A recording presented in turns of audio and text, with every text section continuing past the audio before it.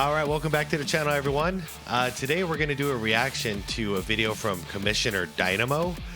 This one's called Jokic. Sorry, I still have a hard time saying that name. Jokic or Jokic? Jokic, I think. Wins MVP again. Shaq is in shambles.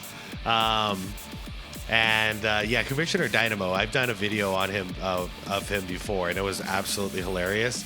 And this topic really kind of pissed me off.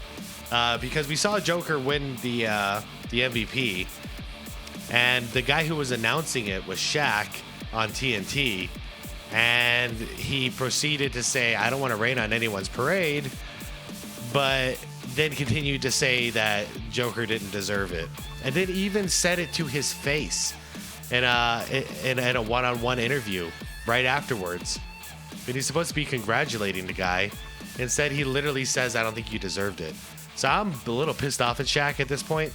Like, I understand we all have insecurities, but this is some weird, sick level of insecurities. Anyways, everybody, if you want to check out the Commissioner Dynamo video without my commentary, the link's going to be down below in the description. And if you leave this video a like, that would be great. It'll help push it out. And let's get on with this without further ado. Here we go. The 2024 MVP from the Denver Nuggets, Nikola Jokic. You can't keep getting away with it. I don't like to rain on people's parade. There it is. There it is. Based on everybody's criteria. My criteria, stat stuffer. You guys' criteria, number 1 seed, which team has a better record. I felt Shai Alexander deserved it. Because again, I felt I was robbed 2 or 3 times. Okay. Real quick. So much just happened here. So first of all, he said, "What's the point of saying I don't like to rain on anyone's parade if you're literally just gonna do it? You know, I don't like being an asshole, but I'm gonna be an asshole. Like, who does that? Who does that? Like, I don't even know. The second thing is he goes right into himself. So he's relating this to his own stuff because he's still sour himself about the MVP. He only got, what, 1 MVP, I believe? Because again, I felt I was robbed 2 or 3 times, right? And I played my ass off, stat stuffer, won championships those years. But again, no disrespect to the Joker, but me personally, I would have gave it to Shaq. You keep throwing stat stuffer out there. No, because... Yeah, Joker's not a stat stuffer, dude. He goes out there and plays to win, and the stats follow. That's my criteria for MVP. Does Nikola Jokic not stuff the stat sheet? Yeah, but not like Shai. Really?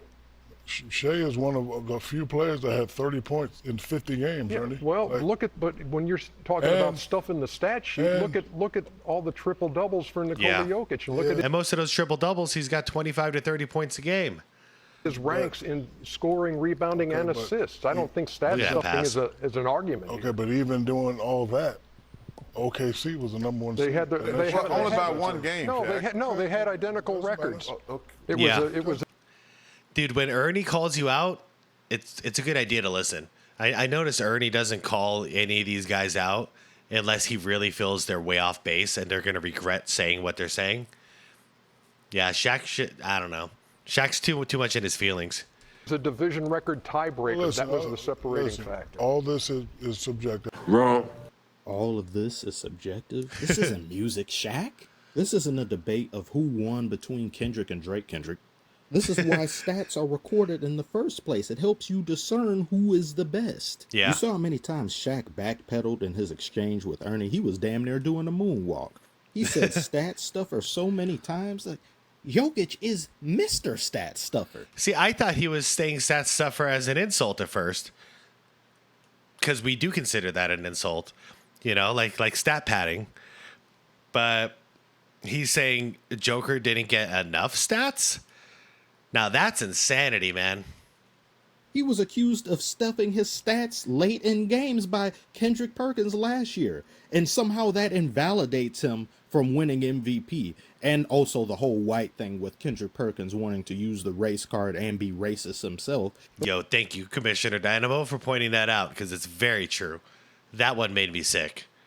That one right there made me the greatest of all time. No, that one made me sick because there was a huge.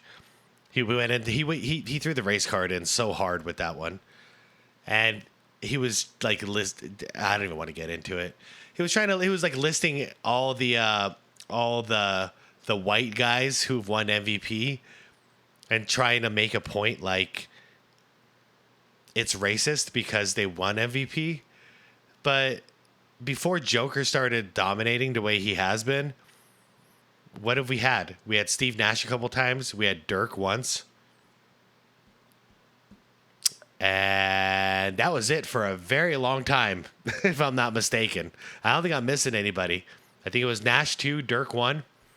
And before that, I can't remember another white dude who won MVP. So I don't understand how his angle was just stupid. It was just stupid. But by Shaq's own criteria that he himself laid out, Jokic would be the MVP, which he is. When we talk about stats, Shai Gilgeous-Alexander should have been MVP. Shai's stats for this season: 30 points per game, 5 rebounds, 6 assists, 2 steals, 53% shooting from the field, 35% shooting from 3, and he led the Thunder to the youngest number 1 seed in NBA history. Yeah. He's fantastic. He is. Quite the resume. In any other year, in most years, I think Shai would win it. Except you're going against a guy who got 68 double-doubles this season, 25 triple-doubles, 26 points per game, 12 rebounds, 9 assists. Yeah, if it's all about stats, which for me, it's not all just about stats. I like to see what they're really, really producing on the floor because it's most valuable player, not best player, most valuable to your team. Joker wins it for me, man. Take Joker out of that system, and they don't function. It reminds me of MVP Nash. You take MVP Nash out of that system, which has happened when he was injured or something, and we were terrible. We didn't know what we were doing. We needed his leadership. 1.5 steals, 58% shooting from the field, 58%. top 10 in points, rebounds, and assists. And he's doing this as the primary engine to his team's offense. The Nuggets have had so many issues when Jokic is on the bench. Even last year when they look won, at that move. they go like into minus territory. There's a lot of things that just don't really work well. I've seen people say the Nuggets turn into damn near a G League team when Jokic is on the bench. I've never thought it was that bad. But there's a lot of advanced analytics and things that show you like, oh, yeah, they have issues when he's not on the floor. I believe the OKC Thunder are still not as good with Shai on the court. But if you take him off the court, I don't think they're as bad as the Nuggets are, at least when it comes to advanced analytics, as well as just Jokic being his team's point guard in a way. The amount of points Jokic generates is ridiculous and out of this world when compared to nearly every single player in the NBA. Yeah. The only categories Shai beats Jokic in are points and steals. And the seeding argument can't even be used because they were essentially at the same seed and they had a tiebreaker at the end. Shaq has always found somehow or some way to depreciate a modern-day big man's success, particularly when they are playing the center position. Not a stretch big that can kind of play power forward, can maybe even do small forward. No, primarily center. Centers, yeah. If they are mainly defined as and seen as a center and nothing but, you will never give them credit. Yeah, you guys remember... I mean, it's still going on to this day, even though it's ridiculous because both guys are retired. But Dwight Howard, Shaq is still trying to like play off a narrative that Dwight Howard was trash. And yeah, Dwight Howard wasn't that great at the end of his career, but he wasn't trash still, even at the end. But in his prime, dude, Dwight Howard was a monster. But Shaq is just he's got this insecurity and this jealousy thing in him. If anybody is competing with his legacy, which now Joker is, by the way, Joker is the as far as modern big men who are like the greatest, Joker is competing with his legacy. So yeah, as far as anybody who's competing with Shaq's legacy, he tries to hammer them down. Once again, I'm disappointed with Shaq because he's going like the political angle. Can't beat you, so I'm going to try and stomp you down. I don't respect it. He did this with Dwight Howard. Yep. Just unnecessary bullying for years, a decade even. The only modern day big Shaq has ever given credit to is Giannis, but Giannis does not primarily play center. I'm denouncing my Superman shit. Yeah, but even this, he's not actually so much respecting Giannis. He's like claiming, it's almost like he's trying to take some of his success for himself by saying, I am in the NBA right now. My name is Giannis Antetokounmpo. You know what I mean? Like, I don't know, man. It's kind of like a piggybacking thing. And I'm giving it to the Greek freak. He can wear the, can wear the S? It's him. He can wear the S? Yes, it's him now. Who's the most dominant player in the paint, you or him? Him. You or no, you're not. No, him. No way. I'm very surprised he even offered that much in the way of praise to Giannis. Oh, yeah. It don't last. But I guarantee you, if Giannis primarily played center and that's all he defined himself as, and you rarely see him play any other position, Shaq would slow way the hell down with that praise. Imagine if Reggie Miller or Ray Allen looked at Curry and depreciated his shooting. It was like, I don't think he should have won unanimous MVP. I don't think he would have. They never did that. No, they didn't. They all respect the hell out of him. Reggie held the record, and then he respected the hell out of Ray. Ray respected him. So then Ray had the record, and then the same thing happened with Steph. It was respect all the way down. You heard them saying Curry was the greatest shooter of all time in 2016-17. They were like, hey, I think he might be the greatest. Years before he passed them up in the leaderboards. You know what I really think this is? Shaq, in these years, has become more and more aware of just how much he sold his career short.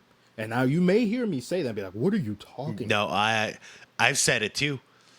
Dynamo's about to go on a rant that's probably going to be dead on. Yeah. Shaq has admitted it these days. He's starting to reflect. But he goes back and forth. So in one interview, he's going, yeah, I could have done a lot more if I would have stayed in shape and made some free throws, etc. Not partied so much, all that stuff. But then in the next interview, he's trying to bash everybody around him to try and still make himself look great. So he can't make up his mind. But he knows deep down inside he fucked up. And he's still going to go down as one of the greatest of all time. But he could have been the greatest of all time. And if you guys don't remember, go look at Orlando Magic. Shaq, if he stayed in that kind of shape his entire career, forget it. It was game over. He's one of the greatest players ever. Kobe said if Shaq gave as much of a damn as he did, he would have all these rings. He would be the greatest player of all time. Yeah, he did. Shaq, I've seen it little by little. You see him be like, dang, maybe I should have cared more. Maybe I should have this and that. And he's seeing some of these players now do some of these great things. And every time they do something great, you almost never hear Shaq say anything good about him. When Luka was doing something great, he didn't like that. Calm it down a notch. That's all. Why? No, he's great, but I've seen that before. Yeah, but we just saw it today. A lot of the players you see who are retired, all of them have issues coming to grips with the fact that they now have to fill their lives up with something other than the thing that they've been obsessed with the majority of their life. Like, you got to find something else. I'm sure all of them, if they were physically able and were younger, they would want to play. But they do so because they love the game. Shaq, of course, loved the game. But I swear Oh, my God. I'm sorry. I just... That play... Watch this play. Able and were younger, they would want to play, but they do so because they love the game. Shaq, of course, loved the game, but I swear to you right now, if Shaq was able, he would want to play just to get himself in better position and make things look better than they already do. Because he's seeing all these players win MVPs. He's seeing Joker now win 3 MVPs. Only LeBron and Jordan have won this many MVPs. It hasn't been anybody else consecutively winning. And now he's looking at himself in the mirror like, damn, I mean, yeah, I had MVPs I should have gotten, and they were robbed from me a little bit, but he's winning 3 of them. Is he better than me? No, he's not better than me. I was the most dominant thing ever. That's why he keeps referring to himself when talking about someone else winning. He feels bad he wasn't obsessed with the game, taking it more seriously. getting every little drop out of his potential and his natural talent that he could, because he didn't. But that's how great Shaq was. Shaq reminds me of Darth Vader. As powerful as Darth Vader was, think about how much more powerful he would be if he didn't try to impersonate Simone Biles. Look at you, dummy. Dumb. So stupid. Just walk around the air. This isn't a Star Wars conversation. No, but I wouldn't mind it because I do get the reference, and it's very true. He is just like Anakin Skywalker. Shaq was just naturally gifted. I feel the same way about LeBron James a lot of times. Naturally gifted. He's got the perfect body for it. The only thing that needed to change was that attitude of constantly wanting to get better every single year. That's the difference between the great ones, like the really, really great ones, and the pretty great ones, you know, like LeBron and Shaq, where Shaq could have been the greatest of all time, but he ended up being still top 10 all time, and on my list at least. But he really could have been number one very easily had he just continued to improve his game. And I have to say, I think he feels it. I think he realizes it now, because all of that we saw him do in his bag consisted of who he was by the time he left LSU in college. By the time he got to Orlando, his game didn't change much. He just got bigger, bulkier, it played slower, jumped less, rebounded less, blocked less, dribbled less, you know, but as far as his bag goes, he didn't add to his bag after that. And if he would have just come back with a new move every single offseason and just shocked the world every single year and stayed in shape, forget about it. Forget about it. He would have stayed unstoppable for so many more years. Shaq should have done that. And I think he's just more and more, he's just feeling a little bit angry, irritated, frustrated at himself. He's kicking himself. He's like, damn, man, you know, I'm better than there's no way this dude, this horse trainer. Oh, dude. Yeah. He should be the undisputed greatest center of all time. He had it all lined up. He knows it. He talks about it. He knows it. He had it. 3 MVPs? Nah, I could do that. It's too late. It is Should've too late. did it when you were there. And I also think this is a combination of people just having voter fatigue. Even if they didn't vote, they just fatigued of Jokic winning, where they're like, this guy's unathletic. Look at him. There's all these people. Anthony Edwards. There's all these other people jumping all over the place. So athletic, hyper athletic. If you play in the NBA, you are athletic. Yeah. Jokic can't do what Anthony Edwards is doing. Luka can't do what Anthony Edwards is doing. But they are human beings that are at their peak in terms of physical conditioning and far more athletic than most people on earth. So I don't understand why some people will look at Jokic and see them and say, oh, they're not athletic at all. Okay, so you get out there and do what they do. I understand why Shaq does these things. I would feel some sort of type of way if I was him too, just knowing that I had more fun rather than just be disciplined. And yeah, but I guess this is where I'm different. I have regrets. Who doesn't have regrets? Come on, we all do. I've used those as teaching points with people that I care about. And I don't see Shaq doing that. He could use his experience as a great teaching point, that if you know, because he wanted everything all at once. So he wanted to be a basketball player. He wanted to be a rapper. He wanted to be an actor, a film star. And he wanted to eat everything he possibly wanted to every offseason. So he wanted to retire all at the same time. You know what I mean? He was going for all of it all at once. But it could be a great teaching point if he was able to go, all right, kids, here's where old Shaq went wrong. You know, I should have focused on my NBA career first, dominated as much, achieved as much as possible, then do some rapping maybe in the summer, or maybe just wait until you're older, do some rapping, then do some movies if you still really want to do it. But he didn't need to move the money, so let's see if he's still even motivated by stuff like that by the time he retires. But he could have actually, if you just focused on one thing at a time, the most important thing to him, he could have dominated. But I wish you would teach people that instead of trying to take people that are doing it the right way now and to deter from them, to try and take away from what they're accomplishing. That's petty. I could have been even better. And then you see all these other players that make such a big deal about them, and it's making you feel a little bit overshadowed.